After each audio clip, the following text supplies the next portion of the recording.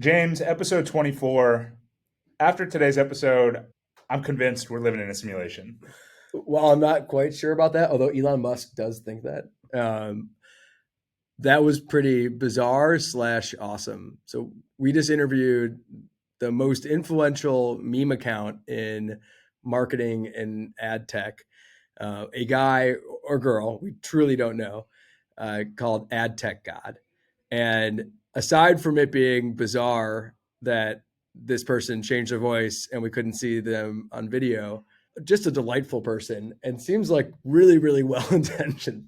You'd be hard pressed to find someone that wants to push ad tech forward like this person talks about it. Yeah. So this week, this account, if you don't follow it, you should. They have 15,000 followers. It's at AdTechGod, but they interview a ton of really big names. They just interviewed Eric Seufert. So we thought it'd be interesting to kind of turn the tables and interview he, she, them, whatever, whoever this is. And so this is our interview with the Ad Tech God. Hope you enjoy it. Today, we have the Lord of RTB, the God of programmatic prophecy, the Savior of ad tech sinners, the one and only ad tech God. ATG, welcome to our podcast.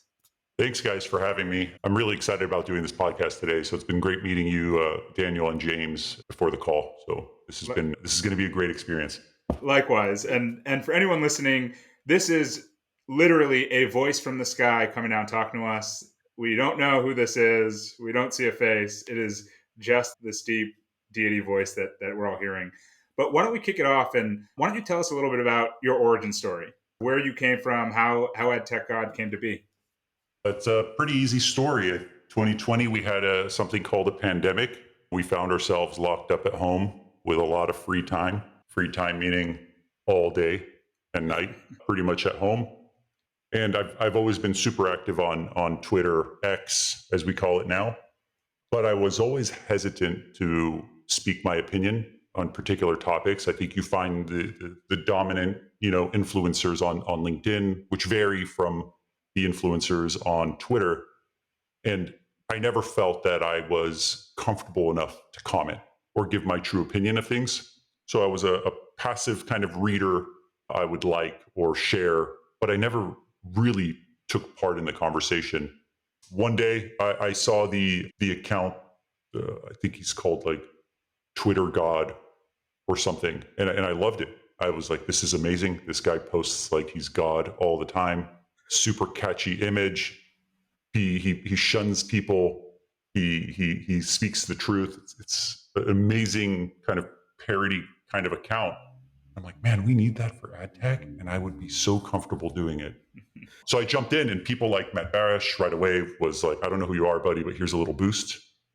Terry Kawaja started entertaining it. Ari Paparo started entertaining it, and slowly it started building up traction to where I was, celebrating 1,000 followers, and then 3, and then 7, and then 10.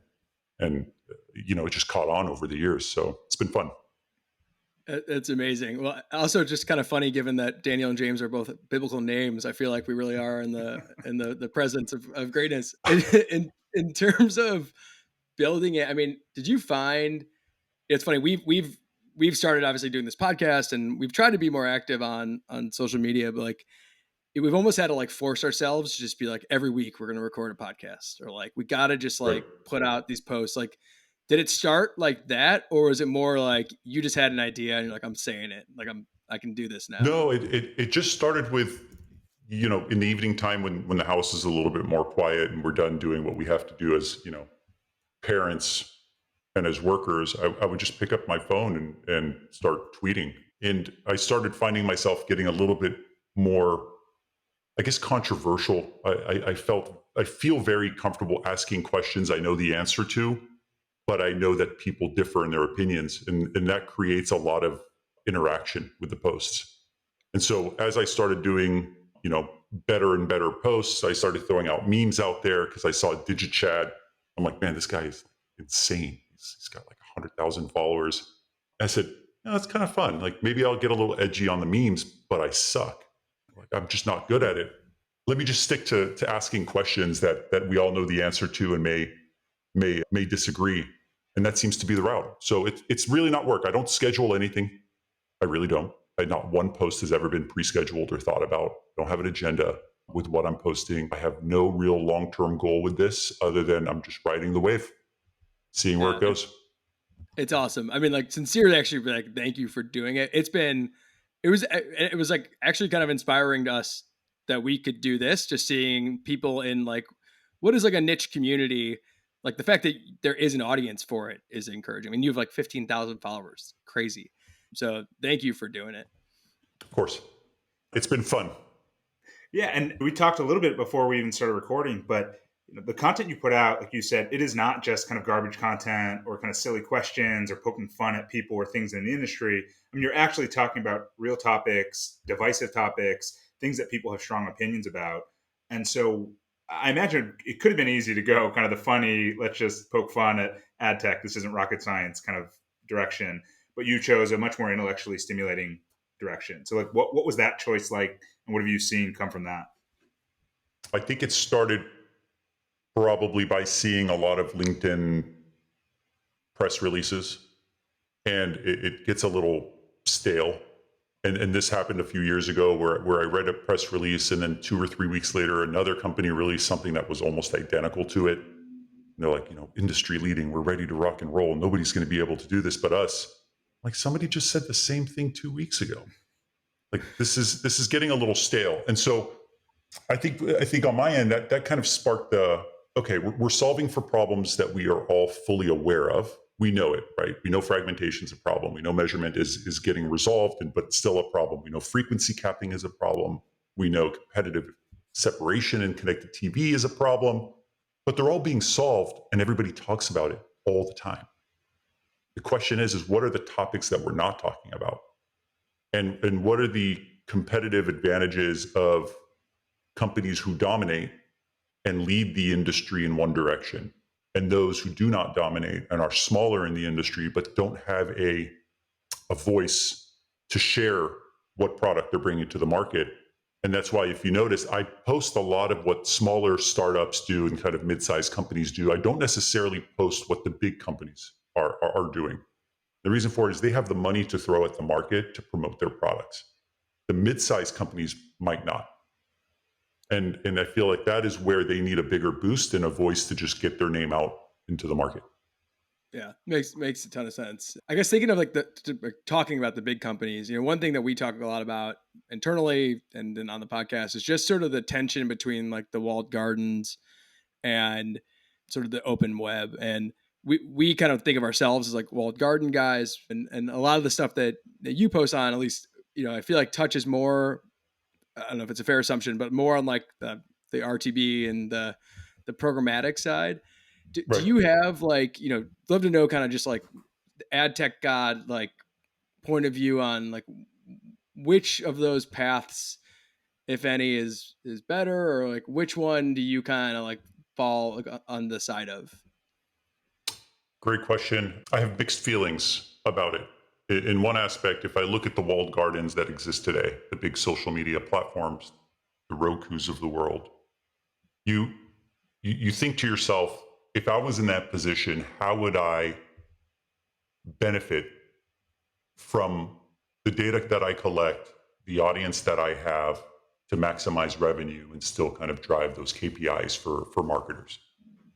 On the flip side, when you are not a part of the walled garden, you look and you wonder, how transparent is this particular inventory that I'm accessing? What is being obfuscated that I cannot target? And how can I grow my business considering a majority of the spend is coming through these walled gardens? And so I have a very mixed feeling about it. I think if I worked at Roku, I would probably love it. I would say this is amazing. If I didn't work at Roku and I was a smaller provider, right? I think right now the last stat I saw was 40% of connected TV ad spend is on Roku. I mean, that's a huge percentage of the market. So whatever they're doing is working, and I'm a huge supporter. But you have to consider the implications of, you know, higher cost of inventory. You need to take into consideration the lack of transparency. There's a lot of things that outside world doesn't benefit because of these walled gardens. And there are a lot of things that I think agency holdcos and large advertisers in particular try to blend between walled gardens and open web, whether it's certifications, things about transparency, things about ad fraud Right. and ad fraud measurement. What's your take on, like, is that a fair thing for these advertisers to ask kind of very opposing philosophically built systems to kind of mesh on? Or like, is that something the industry has to come together Yeah. and try to decide? Or like, how do we kind of bridge that gap? I think we're getting there. I mean, we've recently seen various partnerships happen between major, companies like Roku and Freewheel. I think you're starting to see that the fragmentation is slowly breaking up. You're seeing that more collaboration is happening, and these walled gardens are working more closely to deliver better products and better measurable solutions to their advertisers. I think we're getting there. I think, if you consider where we were in streaming television in particular over the last, 7, 8 years, we really saw a boom in 2020. Prior 2017, 2016, we didn't have these major players in the market, or we did, but they weren't as aggressively targeting the market. But since the launch of, Paramount Plus, and you're talking about Disney Plus, and you're talking ad-supported Netflix or the HVOD model, and the fast channel growth over the last 12 months, you're seeing that in order for the industry to grow, we have to work together, because in the end, it's the marketing dollars that we all want, and so we have to cater to the advertiser. And one thing I was kind of just wonder from the like open web perspective, like what would the ideal end state look like? I've listened to a bunch of stuff that like Jeff Green's talked about, and kind of looking at it like it's you know a Nasdaq where everyone can kind of transact. But is that like is that like what you think the ideal end goal looks like, or like yeah? And I'm basically trying to get at is like in our world we would look at it as like kind of there'd be like the Facebook audience network was actually kind of perfect to us. We're like, oh, it makes so much sense. Like you can tie this identity, it provides a lot of value. Like, what does the ideal world look like in your guys' mind? You're asking really good questions, and you're making me think about two different scenarios. Now, are we talking about a dominant 5 or 10 players in the market that are walled garden and the rest live in an open web? Or does this require full collaboration across the board to promote the open web? In my opinion, the end state will most likely be, I hate to say this, an open web. But in order for that to be done, we need support from advertisers to target open web initiatives and to help drive it forward. Until that happens, walled gardens will continue to dominate. And I'm not sure the walled gardens are going to go down very easily. I can say, as a former walled garden guy, yeah, I They're think not doing it. they're not going to do it, but they may be forced to by the market. And one thing that is interesting in that scenario of like of the world where it is all open. I don't know if you thought much about this, but and that there's a lot of value right now with walled gardens. In particular, people don't talk about this a lot, but they can provide trade credit, right? So they're really really big companies that can basically offer loans for all practical purposes to small advertisers to pay them in like net 30, net 60. When you go into this open web and the demand side is more fragmented, and maybe there's not this like central kind of clearinghouse like a Facebook or a Google, like do you see that actually ironically hurting smaller businesses? I'm not sure if you like thought about like the knock-on effects there. No, I haven't. I think you make a good point. Who else in the market pays net 30? Well, we'd be happy to see net 180 at Yeah. times. And I Yeah. think I think that consistent payment cycle is super important to just keep the industry ticking. The late payment cycle is brutal to our industry, and should be addressed. And I know there are companies out there that are looking into it and are working on it. Um, but no, I have not thought that far downstream in terms of what the impact would be by having later payments or the impact on small business. And maybe one other thing that it seems like is a challenge for open web, and almost just a natural evolution of how open web was developed. But more recently, SSPs and DSPs are starting to blur the lines on what they actually are. right? SSPs are starting to build Right. demand side platforms. Demand side platforms are going publisher direct. And so you're creating this very fragmented market. Whereas if you go to Facebook, you know the inventory you're getting, you know who you're buying from, you know what you're paying. If you go to Snap, same thing. If you go to Pinterest or Reddit, the same thing. But now there's all of these DSPs that are kind of SSPs, all of these SSPs that are kind of DSPs. And so what comes from this? What is the natural kind of course that we're going to see from this action that these companies are taking, do you think? Like I mentioned, the market dictates the product. I think if we take a look at the historical purpose of a DSP, ROI, KPIs, deliver in full, and back out into a profitable campaign, it's fully in the control and in the benefit of the advertiser. But that doesn't necessarily translate into the benefit of a publisher. Mm-hmm. And so the SSPs are really there to drive better CPMs, improve user experience, and generate as much possible revenue because they do have costs by operating these sites or apps. And so by combining the two, I think what we've seen is Trade Desk in particular has been exploring the fastest, most efficient path to accessing inventory across multiple SSPs. And in one aspect, I see, I'm using Trade Desk just as an example, they are a trustworthy, massive demand side platform in the market. I don't think their intentions are to harm the market at all. But I think what we're seeing is where are the dollars going? Where is the inventory cost and where is the revenue being generated? And what is the breakdown of the dollar as it flows from marketer to publisher? And so a lot of the demand side platforms or have started going after publishers direct because they realize that they have enough spend to go direct. And I think that's a benefit to them and to their marketers. And on the supply side, they look at, hey, the DSPs are coming after our publisher profits and our publishers' revenues. And so we're going to skip the DSP, create our own, and allow marketers to come direct. And we're eliminating fees in the middle in the process. So I don't necessarily think any particular side is at war with the other, even though I tweet that because it creates a lot of engagement.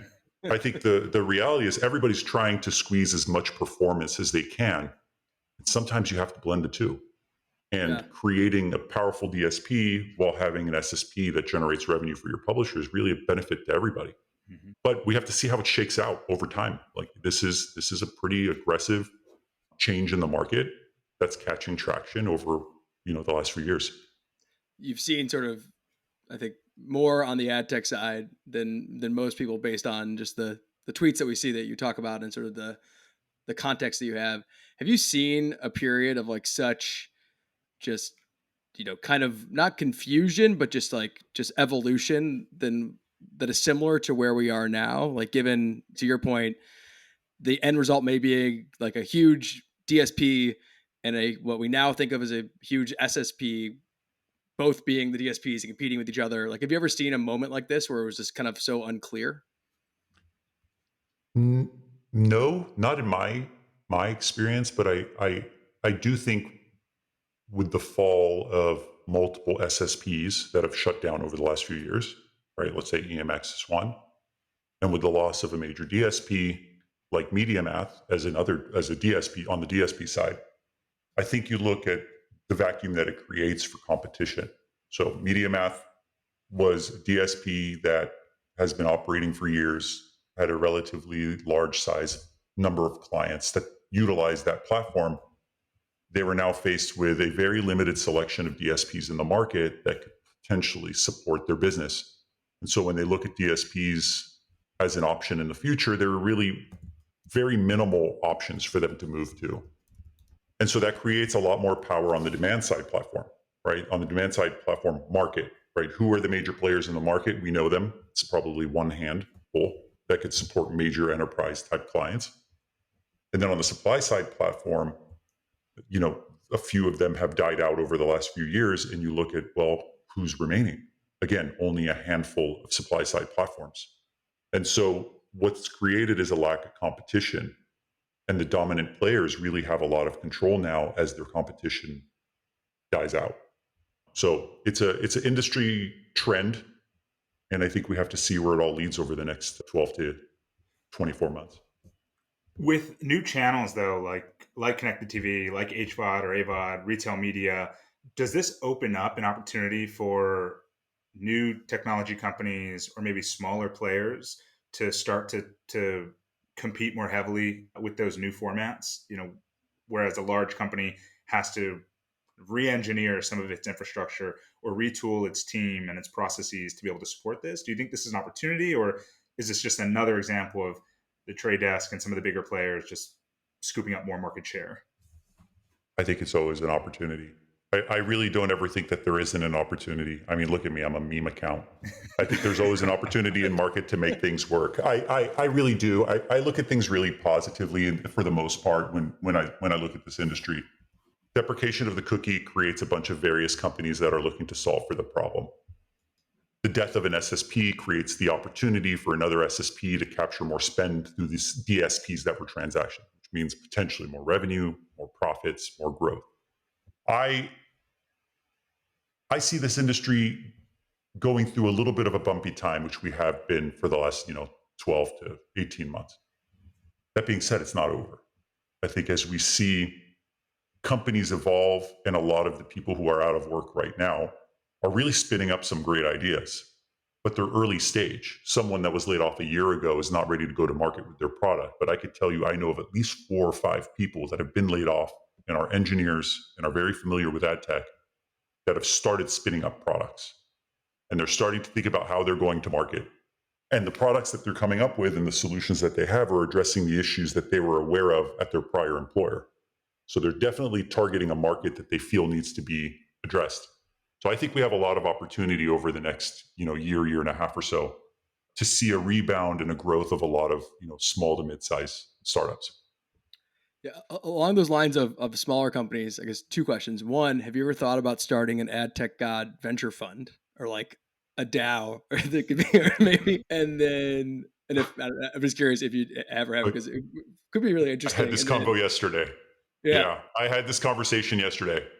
I wouldn't say a venture capital fund. I would say it's time for smaller and mid-sized companies to get the attention that they need because the solutions they have are valuable and needed. And I thought about this yesterday. I had a conversation with someone yesterday who's a close friend. They need to be brought to the table. They need to be presented to the right people at the right time. And many times these larger companies will not give a 10-person startup the time of day. But they're the only ones who can really scale the solution to anything that's sizable. So I have thought of, I don't know if I want to call it like the Knight's Table, the Round Table. I don't know. But I've thought about how could I create a platform for not only networking and meeting and asking questions, but a platform for a small startup to be in touch with a major company that may be interested in at least exploring what they have, and to have that conversation and then pivot and build what the bigger company wants. So yeah, I think about this stuff 24/7. yeah, So yes, I think that would be, I think it's needed. And I think it's the anonymity that you actually have makes it, I think, such like a comfortable place to do it, where a startup could feel like it's not like the pressure of some executive at XYZ company to kind of judging them. So I think that'd be really cool. it's Are there any early stage companies just in general that you're excited about, that you just sort of think people should be looking into? Not trying to you pick favorites, but just like in general, things that you're seeing out there that you think is just really cool. I'm trying not to pick favorites. I try to stay neutral, and just because I don't want to sales pitch for someone that I've spoken to that I feel like they've got something unique in market. But if you look towards the future and what we need, I would say cookieless solutions are a good investment. AI solutions are a good investment, should be explored. And I think anything with connected TV, ad unit changes, or creative solutions is very big. Because as we see cord cutters, slow down, we're not cord cutting as quickly as we were 3 years ago. but you're finding that the user experience on connected TV is becoming more and more seamless. And with that comes the flexibility and the comfort to try new things. And we're seeing it with various like native type of ads that are launched, as well as like pause screens that are launched. And you're able to scan a QR or go to a particular domain. So I think anyone that's providing a new creative type of solution in the fast growing CTV space and AI space, I think is key. And anything in kind of the measurement, ad fraud, transparency areas that you're seeing that are interesting, either companies or technologies that you think have the potential to really solve some of the challenges that the industry is facing there? Was it iSpot that just announced a pretty big partnership yesterday or acquisition yesterday? I think iSpot's a great solution. I think Nielsen's starting to launch better and better products. I think they went through a rough period of time. Ad fraud, to be honest, in my opinion, human is the best. It always has been, in my view, formerly white ops. I think they're good, but I think the fraud starts at a different point in the process. I think there is the fraud of bot farms and somebody somewhere with a server creating inventory, and there's misrepresentation of inventory, which is a different type of fraud. And with a very large reseller industry, we need to be careful. And I think we need to value the inventory we have across these premium CTV publishers. And we need to understand the value there and pay the dues to get that premium inventory. And so that's my personal perspective on it. Interesting. Yeah, and when it comes to, I guess, premium inventory, at least for me, I do end up going back to like the trade desk in a lot of ways. Which when I hear about that, I think you mentioned it a little bit earlier, but you know, your take, it sounds like, is like they're doing the best. Like they're not. It's not like they're this master plan where they're going to become kind of their own No, sort of version of Facebook, but like it's just like they're no, playing the no, hand they got. they're still tiny. I mean, if you think about Trade Desk, like fine, their market cap is massive. Let me rephrase that. They're not tiny, but their market cap is massive. They dominate a market. They've done a very good job. In the scope of things, they're tiny in comparison to Google. Yeah. Like they're still not a competitor to them. And I forgot who posted this on LinkedIn, but they posted a poll. Do you think the Trade Desk is trying to go after Google, or do you think the Trade Desk is trying to kill the other smaller DSPs in the market? I don't think they're trying to kill the smaller DSPs in the market. I think they're trying to expand the market altogether by taking a piece away from Google. So I do not think that the Trade Desk is bad for the market. And I think they're doing what they can to expand those budgets overall and move it away from the dominant player, which is Google. And you mentioned, the trade desk market cap. That's something that we just like, again, as former Snapchat employees, we always kind of wonder how in the world is like the trade desk worth more than Snap and Pinterest combined from a market cap perspective, just given that those two companies get to like print their own inventory and own it all and all the benefits of that. Do you have a point of view of like why a dominant DSP is valued that way? Do you think that makes sense? All right, I'm looking at it now. Trade Desk market cap 40 billion. Pinterest is 17 billion. One of them, I won't say which one, doesn't necessarily grow at the same rate and doesn't necessarily have the same profit margins as the other. When you talk about the Trade Desk in particular, and you look at the overall historical spend in marketing or advertising over the last 50 years, you see that spend consistently goes up over a long period of time. We might have like little bumps here and there, or bad years or slower years. But the Trade Desk in particular is riding a wave of both ad spend increasing, inflation, and is not dependent on the users. Pinterest is working on retaining their users. Facebook is trying to retain their users. And so when you think about a platform like like a DSP, they're really riding the wave of ad spend increases. And whether it's a bad quarter or a bad year, long term, the ad spend across connected TV over the next 30 years is going to grow. And I think people are betting on the future. It is the new TV. So I think they justify it. I think that in general, it is a a market leader, and I think it'll continue to grow. Yeah, I think that's an interesting way to look at it. Just the expansion opportunity, obviously, but that's a good segue into. We've got a few questions for you that we want to Sure. fire off. Get your quick take on. The first, what prophecies do you have for EdTech? As the deity, what prophecies are there? Oh, retail media networks, CTV, and AI are the fastest growing for the next 3 years. Find your investments there, get a piece now, and then follow the growth. I think the cookieless world is also a fantastic opportunity, but I think we're going to see a little bit more challenges this year. I don't think we're necessarily out of it. I'm starting to hear the markets say it's a little soft or softer than they expected. We had a good little bump for 3 or 4 months, and it seems like it's softening out, maybe before the Q4 revenue bump. But hang in there, and I think stay focused on your product and your users and the user experience. Continue to explore better and improved solutions for your marketers. And in the end, don't forget that the marketers are who we service. So if we can service them, provide them with something unique that drives value, then you will make it through the next 2, 3, 4, 5 years. What about the future of ATG? What does that have in store? Daniel, I told you this before. I have no idea what I'm doing. This is fun. I'm trying to create a forum. I hate to use the term town hall because that's used by somebody else, but he's got billions.